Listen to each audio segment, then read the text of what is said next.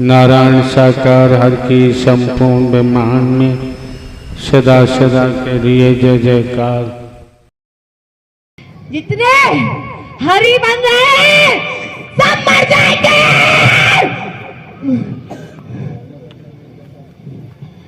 जितने हरि बन के चंदा लूट रहे हैं, भगवान बन रहे हैं, सब मर जाएंगे।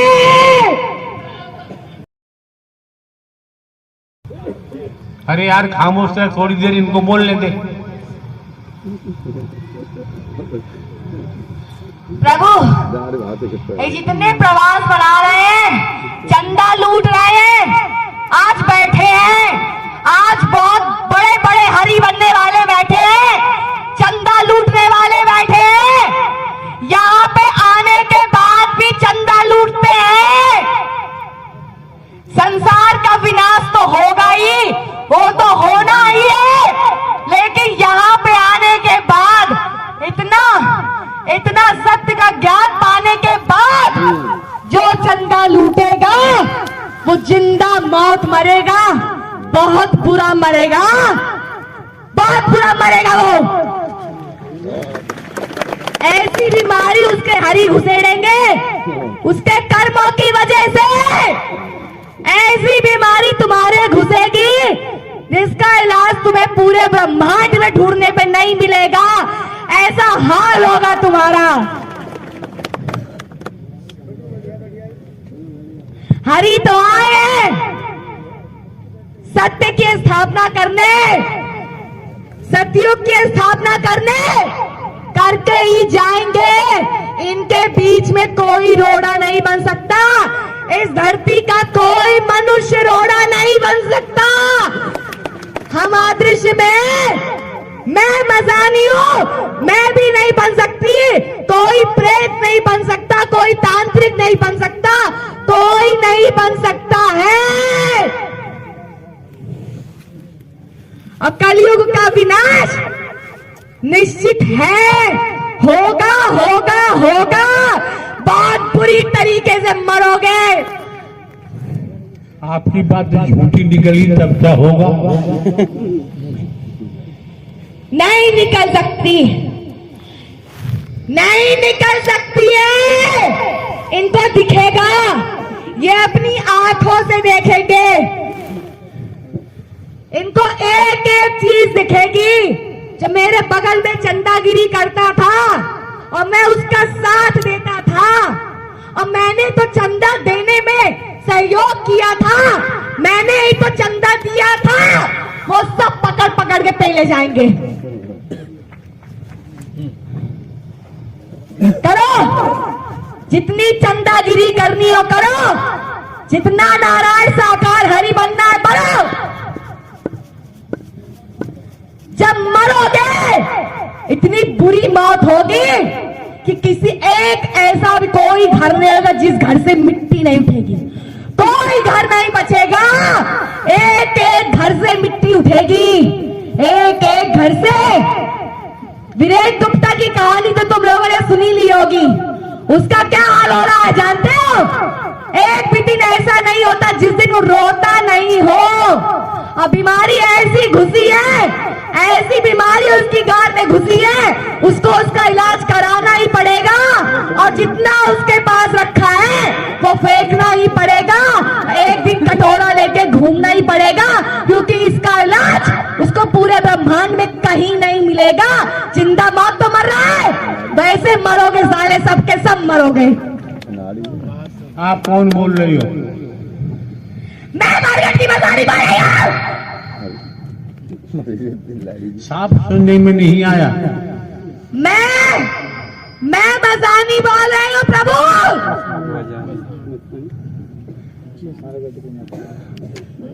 मारेंगे सारे तुम्हारे 1 लाख। हम तुमसे बात ही नहीं कर रहे हैं।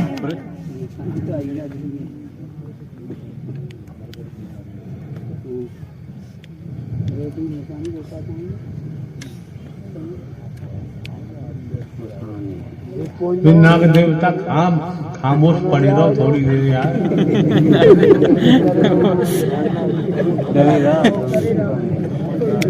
मसानी रहती कहाँ है? अभी तो प्रभु मैं इस लड़की के तन में रह रही हूँ, अभी तो मैं इसके तन में रह रही हूँ।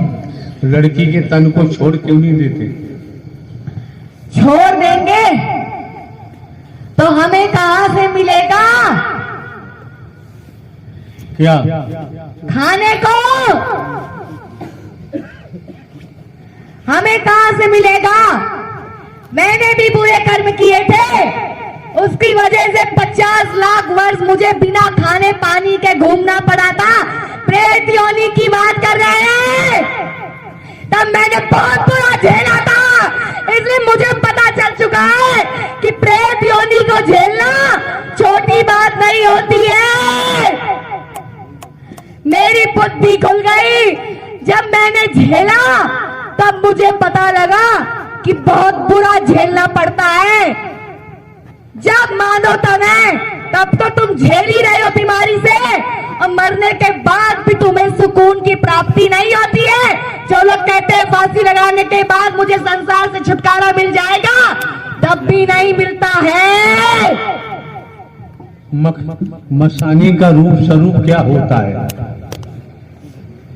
मेरा रूप, मेरे लंबे लंबे नाखून हैं, मेरे शरीर से हमेशा खून निकलता रहता है, मेरी आंखें पूरी सफेद है, आंखों के नीचे कालापन है, लंबे लंबे दांत हैं, खून की धारियां मेरे मुंह पे शरीर में बनी हुई हैं,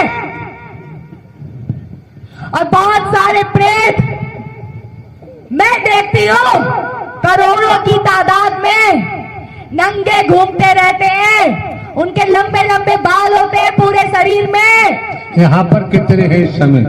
कोस कोस तक फैले हुए हैं प्रभु, कोस कोस तक सब चिपके रहते हैं आपके पास। अगर आप अंदर भी चले जाओ तो अभी वो आपके अगल बगल ही घूमते रहेंगे। आप यहाँ से कहीं और के लिए जाओगे तो अभी वो आपके पीछे पीछे भागेंगे। मैंने देखा है जब प्रभु गाड़ी में बैठते हैं, उनके पीछे जितने तो भागते ही मानव रूप में, और कितने राक्षस भागते हैं वो तो मैंने देखा है। मैं भी भागती हूँ उन्हीं के बीच में। सब अपने उद्धार के लिए बैठे हैं प्रभु। एक बात बताओ मसानी जी, जानती हो तो जी हरि, हमें कितने समय तक इस शरीर से दुनिया में रहना पड़ेगा? हरि, आप सत्य की स्थापना करने आए हो, आप सतयुग की स्थापना करने आए हो, तब तक ये तन मौजूद रहेगा। जो सोचता है कि हरि परमात्मा खत्म हो जाएंगे, मर जाएंगे, तब मैं भी इसी तरीके से गद्दी में बैठ के चंदा लूटूंगा इनके नाम पे। उस कुत्ते को नहीं पता, उस पापी को नहीं पता कि वो मर के चला जाएगा। हरि परमात्मा जो करने आए उसके बीच में कोई रोड़ा नहीं बन सकता, कोई बीच में नहीं आ सकता। और कितनों ने तो प्रयास भी किया है, कितने तांत्रिकों ने प्रयास किया है यहाँ पे आके। ये एटा जिले के लोगों ने प्रभु को मारने की कोशिश बहुत बार की है, और सबसे गंदा यहाँ के लोग ही हरि के बारे में सोचते हैं। उनका क्या होगा? बहुत बुरा मरेंगे। संसार तो मर ही रहा है, संसार तो मर ही रहा है, लेकिन तुम्हें ये जो दूसरा संसार मिला है, सत्य का साथ मिला है, इसमें आने के बाद, सबको जानने के बाद जो बदतमीजी कर रहा है वो उनसे भी बुरा झेलेगा, क्योंकि उन्हें तो कुछ नहीं मिल रहा, उन्हें तो अपने कर्मों की वजह से कोई ज्ञान नहीं मिल रहा। और तुमने प्राप्त करने के बाद अगर तुम पाप वाले काम करते हो तो तुमसे बुरा कोई नहीं झेलेगा। एटा जिले के एक एक घर जानता है हरि को। हरि कौन है सब कोई जानने के बाद, पहचानने के बाद कोई झुकना नहीं चाहता है। मसानी जी हरि, संसार में हमारी दुश्मनी किसी से नहीं है और दोस्ती भी नहीं है। हरि, आपकी किसी से दुश्मनी नहीं है, लेकिन आपके पीछे बहुत सारे दुश्मन खड़े हैं, लेकिन उन्हें नहीं पता कि जिस दिन समय आएगा उस दिन उनका बचाव संभव नहीं है, बचेंगे नहीं, कट जाएंगे, मर जाएंगे, खत्म हो जाएंगे। एक समय ऐसा आएगा कि पंडित पकड़ पकड़ के तुम लोगों के शरीर को एक के ऊपर लाद लाद के फूंक देंगे और जितनी सनातन धर्म की बात करते हो सब कुछ खत्म हो जाएगा। और नहीं भरोसा तो जाओ कोरोना काल देख के आओ, यही हुआ है और इससे भी बम्पर दुर्गति होगी, ये एटा वालों की भी होगी। इन लोगों ने तो प्रभु बहुत प्रयास किया आपको मारने का, अंदाज चुके हैं, पहचान चुके हैं, प्रयास कर चुके हैं, हार चुके हैं, थक चुके हैं, लेकिन निगाह से नीच है, क्योंकि मुझे पता है कि सब बड़े बड़े राक्षस हैं, इसी युग के बड़े बड़े राक्षस हैं जिनको मानव तन मिल गया किसी संस्कार की वजह से और वो मानव तन में घूम रहे हैं, इसीलिए वो आज भी राक्षस वाले कर्म कर रहे हैं। क्योंकि जैसा तुम्हारा पिछला कर्म होगा वही हरकत तुम्हारी उस जन्म में भी होगी, उससे अलग नहीं होगी। अपनी बात बताओ, आपको ये रूप क्यों मिला? मैं अपने मानव तन में वैश्या का काम करती थी, मेरे पास 100 कोठे थे, बहुत गंदे काम करती थी मैं, दारू शराब मारना पीटना ये सब मेरे पूरे रग रग में घुसा हुआ था, मेरे एक एक खून में घुसा हुआ था।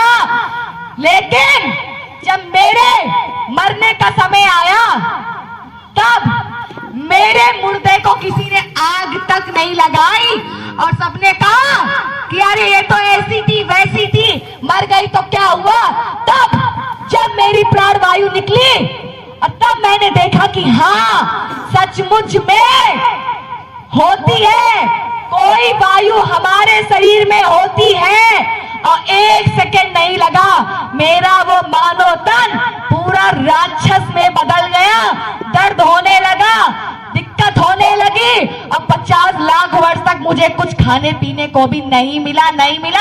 और मैं रोज देखती थी करोड़ों की तादाद में प्रेत अपना पेट लेके रो रहे हैं, लेकिन किसी को कुछ नसीब नहीं हो रहा है। तभी हमें जब शरीर मिलता है तो हम शरीर छोड़ने को तैयार नहीं होते हैं। इस लड़की से क्या दुश्मनी थी जिस लड़की के शरीर में आपने प्रवेश किया हुआ है? हर किसी का अपना आपस में मेल होता है, हर किसी का अपना आपस में मेल होता है। तुम्हारे ऊपर जितने जिंद प्रेत खेल रहे हैं, तुम्हारा उससे कोई ना कोई नाता संबंध किसी युग का जरूर है, किसी जन्म का जरूर है। मेरा भी नाता था। जब मैं वैश्या के काम करती थी तब ये लड़की मेरे पास आई थी और मुझसे कहा था कि मुझे एक तपस्वी की तपस्या भंग करवानी है, मुझे एक तपस्वी की तपस्या भंग करानी है, क्योंकि मुझे पता है कि अगर भक्ति में गंदगी आ जाती है तो भक्ति नष्ट हो जाती है। तो मैंने कहा मुझे कोई दिक्कत नहीं है, मेरा तो काम ही है ये। तब मेरी इसकी आपस में पैसे की लेन देन हुई और मैं उस गुरु के पास गई, मैंने उसकी तपस्या को भंग करने का प्रयास किया। उस गुरु ने मुझे तुरंत श्राप दे दिया कि तूने एक तपस्वी की तपस्या को भंग करने की कोशिश की है, जा तू ऐसे भटकती रहेगी। इस लड़की को श्राप दे दिया कि जाओ, तुम चाहे जितना हरि भक्ति करोगे, हरि भजन जब तुम करोगी तो तुम्हारा भी हरि भजन काम नहीं आएगा, नहीं आएगा, नहीं आएगा, वो भंग हो जाएगा। और जिस वैश्या का तुमने आज इस्तेमाल किया है यही तुम्हारे ऊपर राक्षस बन के चलेगी और जब तुम हरि का नाम लोगी तो यही तुम्हारी भक्ति को भंग करेगी। और मैं ऐसा ही करती थी, मैं ऐसा ही करती थी। हम दोनों को श्राप मिल गया उसी वक्त। तब मैंने पूछा और इस लड़की ने पूछा कि ये बताओ मुझे इस श्राप से मुक्ति कैसे मिलेगी। मैंने भी भक्त होके एक गंदा काम कर दिया जलन के कारण, मुझे इससे मुक्ति कैसे मिलेगी। तब उसने कहा तुम्हें इस श्राप से मुक्ति स्वयं नारायण दिला सकते हैं और कोई दिला नहीं सकता है, और यही तुम्हारे ऊपर राक्षस बन के चलेगी। जब तुम्हारा श्राप कट जाएगा तुम दोनों आपस में मुक्त हो जाओगी। ये हुआ था, ये नाता था प्रभु मेरा इससे। एक बात बताओ, जी हरि। नारायण हरि की हमें भी जरूरत है, कहाँ मिलेंगे, हम भी जाएंगे। प्रभु आप ही तो, हम तो हाड़ मास के बुढ़े व्यक्ति हैं। आप अगर हाड़ मास के बुढ़े व्यक्ति होते ना, अब तक मैं आपके ऊपर चढ़ बैठी होती। अगर आप बूढ़े व्यक्ति होते तो मैं आपके ऊपर चढ़ बैठी होती, क्योंकि जितने भी गुरु उस लड़की को ठीक करने आए थे मैं उनके ऊपर ही चढ़ जाती थी। जो जिंद प्रेत लेके चलते थे छीन लेती थी, उनको अपने कदमों में गिरा देती थी और रोने लगता था। और क्या मैं यहाँ आने के बाद न अंदाज थी?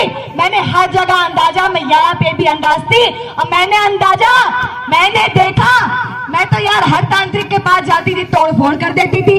उसकी जो कुटिया होती थी सब तोड़ चकनाचूर कर देती थी। देवी देवताओं की फोटो भी उठा के पटक देती थी। उसको भी सोचती थी लाठी उठा के इसके मारूं मैं, लेकिन मार नहीं पाती थी, घर वाले रोक देते थे प्रभु। लेकिन यहाँ करोड़ों की तादाद में जिंद प्रेत है, लेकिन किसी की औकात नहीं है एक पांडाल भी हिला के दिखा दे, किसी की औकात नहीं है। अगर आप प्रभु ना होते तो हम खुद ही पांडाल हिलाते रहते, हिला डालते, पूरा पांडाल हिला डालते, क्योंकि हम प्रेतों को केवल आप संभाल सकते हो प्रभु, ये सेवादार नहीं संभाल सकते, इनकी औकात नहीं है। हाथ आदमी कंगन क्या, पढ़े लिखे को फांसी क्या, प्रत्यक्ष को प्रमाण की कोई जरूरत नहीं है। ये सत्य का साथ है, यहाँ सत्संग नहीं होता है।